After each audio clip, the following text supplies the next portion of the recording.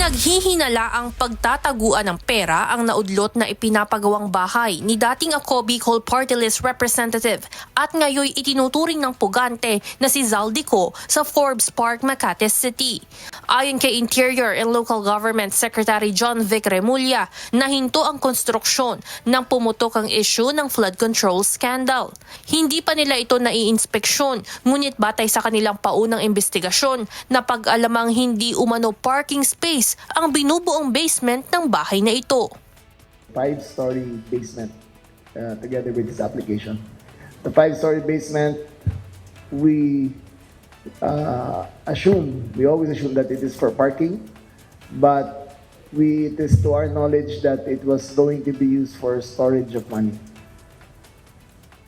Because fire goes upwards. So they put the money below, in the lowest point of the house, so that it won't be harmed if there is a fire.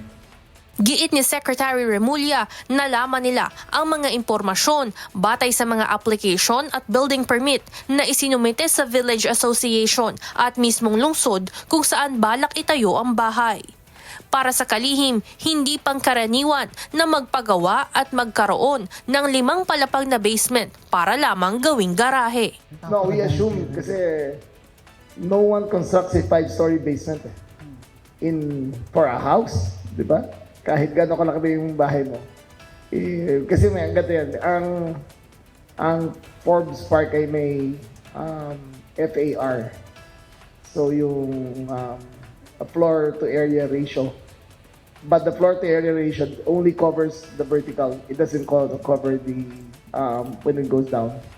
So the only rational use of a 5-story basement is either a parking garage or for the storage of money. Because it's very difficult to live in a basement. The power necessary to inhibit a space below ground, the waterproofing alone, the power alone to supply the air inside is very, very difficult. Samantala, nananatili namang nasa ibang bansa si Ko sa kabila ng cancellation ng kanyang passport. Ayon kay Remulla, patuloy sila sa paghahanap ng ibang legal na paraan upang mapasailalim si Ko sa kapangyarihan ng korte upang harapin ito ang mga kaso laban sa kanya.